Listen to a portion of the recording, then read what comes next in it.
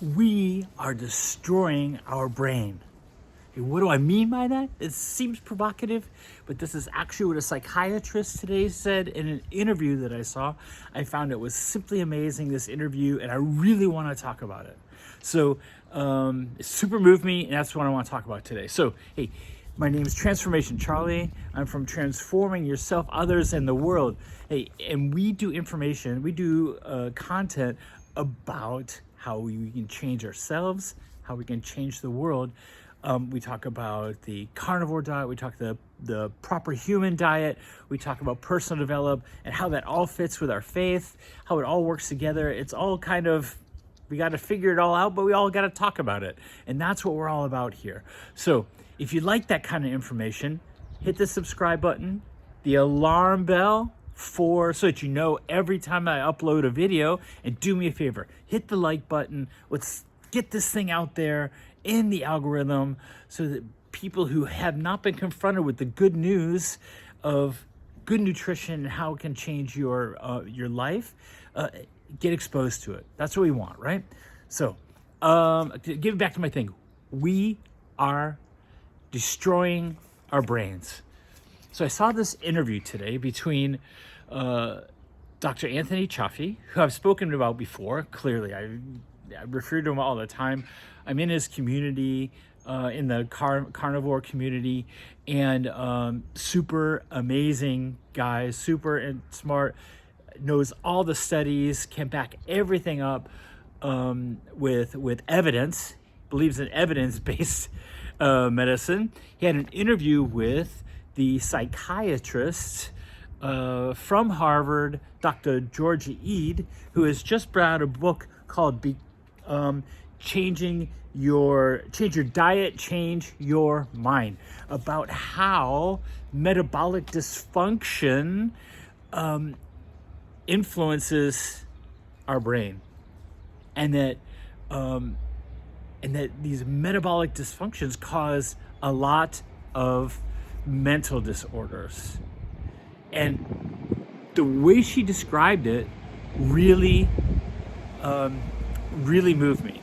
So what she said is that in America, 80% of Americans suffer from a metabolic dysfunction. That is kind of scary. I haven't heard that number before. I've talked lots of times about how frequently metabolic dysfunction shows up in our lives, and that it was a lot. But 80% was a number I thought, like, whoa. And that's crazy, 80%. So what is becoming more and more clear from all the studies is that this metabolic dysfunction is causing not only dysfunctions like illnesses and cancers and arthritis and body kind of complaints, but what's becoming more and more obvious is that this metabolic dysfunction is causing mental disorders. And then that maybe before we start prescribing drugs, which is what they want us to do, before we start throwing pills at problems, maybe we ought to start with diet. And that we get rid of all of the inflammation, all of the signs of disease in our body before we start prescribing all these nasty medicines. And that was what really moved me. And she's written this book where she talks very specifically about the effects of metabolic dysfunction on mental health. I just also want to talk about another book that came out last year, I believe it was, called Brain Energy from Dr. Chris Palmer, another Harvard psychiatrist. So at least in the psychiatry area, Harvard's tearing it up. And he came out with similar things, saying like, hey, if we deal with our metabolic dysfunction, we will see relief, if not healing, of these mental disorders. And so she said things like, hey, our metabolic dysfunction is a brain breaking thing. Brain breaking. Okay? We think about somebody has a nervous breakdown, and we always think about the environmental effects of it. But I don't know anybody that says eat better and you'll get better. And the other one said is we are breaking our brains from the inside out. So what she's talking about is that the same thing that happens with what I've been talking about, all this whole time, is that we're basically stewing our cells in sugar and glucose. That is the same thing in our brain. Glucose gets through the brain barrier, and then it causes problems in the brain. It's all just supposedly just fat, and it runs on fat and ketones, but it gets bathed in sugar and just pickles. I mean, not really, but just is severely damaged. And so what she said is this: 1 in 4 American adults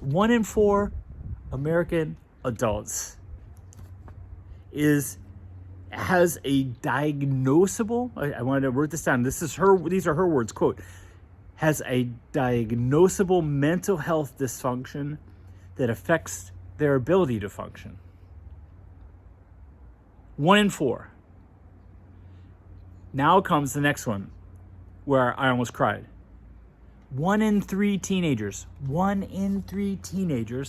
has a diagnosable mental health dysfunction that affects their ability to function. 1 in 3.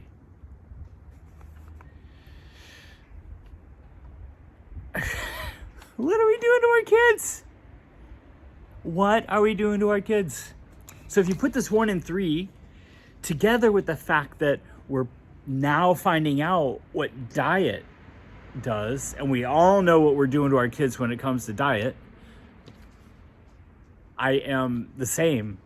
Yeah, I started carnivore. I feel amazing, and I'm the only one in my family doing it because we've lived a life of carbohydrate and sugar addiction, and I'm the only one convinced of it. So all I can do is just pray that God just really wakes people up as I kind of lead the way. That's all we all can do, right? And so 1 in 4 adults, 1 in 3 teenagers, massively afflicted by mental health disorders. That is absolutely crazy. So then she talked about one of the papers that she's most proud of is a study done by a friend of hers, a French psychiatrist, Dr. Alberto Nas, the way I understood it. Yeah, and he's been in practice he has patients he's had for 30 years now. And he has some of them, and because I come out of my degree was in psychology, and I worked with the severely mentally ill, the schizophrenic, the bipolar, the other personality disorders. I know them. That's my area. He worked 30 years with them and saw no improvement. And I can say I understand that because I've seen it. Like a hardcore schizophrenic, all you can do is hope to keep them on their medication, and at least that's our view till now. Yeah. And so he's the people he had for 30 years and saw basically no improvement, to the point where he called them treatment resistant. Not that they were resisting treatment, but all the treatments that we have weren't doing anything.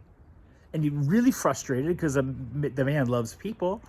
He's looking at maybe diet as an issue. As it's coming up all over the world, he's looking at diet as an issue.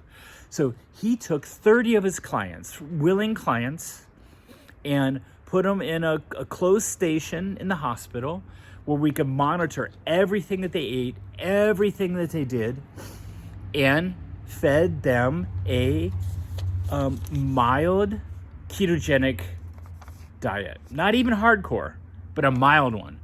I believe the number that she said was 80 grams of carbohydrates a day. That's barely ketogenic. Yeah, that's very mild as far as ketogenic goes. I am attempting in my carnivore world to try to do no carb, and a lot of people are doing that, finding incredible success with it. So to go up to 90 or to go up to 80 is a huge difference. And so they all started on this mild keto diet. Three of the people couldn't. You started with 31, and three of the people just didn't make it. They couldn't make the diet, so they dropped out. And then, so at the end, he had 28 that held out the entire time. And of the 28, he saw significant improvement in just 3 weeks. Significant improvement. People that had seen no improvement for decades. All of a sudden, he saw improvement. He didn't change any medication. They didn't sleep any differently. The only different was, well, of course, the environment a little bit, but was that they changed their diet. That is stinking amazing. And what Dr. Eid was saying is that this gives her hope. So now they're going to start doing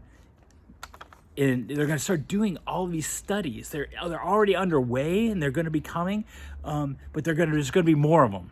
That's the way science works, right? A study comes out and it has its results, and then what has to happen is it has to be confirmed by other people doing exactly the same study, or with slight changes. You know, a paper gets brought out and gets published, and then people kind of criticize it. Yeah, here was this problem with this confounding factor. The next time this study gets redone, then it needs to have this improvement. That's the way science works. And so that's what's going to happen. And what we think is going to happen is that we're going to see more and more and more that your diet is what improves your mental health, or brings you to a place where the normal therapy could possibly work better. And that fires me up. I think, 1 in 3 teenagers, 1 in 4 adults, that can't be. And that's all because of the way we're choosing to eat. This is the biggest pandemic. This is an actual pandemic. Yeah. And we want to work on that. Yeah, that's what we're about.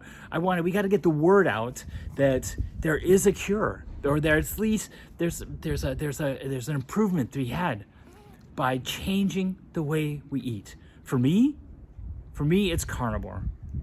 I'm going to call it the proper human diet. For me, it's carnivore because I have been so addicted to carbohydrates and sugar so long. If I get one taste of something sweet or some noodle-like pasta thing in my mouth, I'm done. My day is done. I'm going to eat the entire bag of noodles. I'm going to eat the entire bar of chocolate.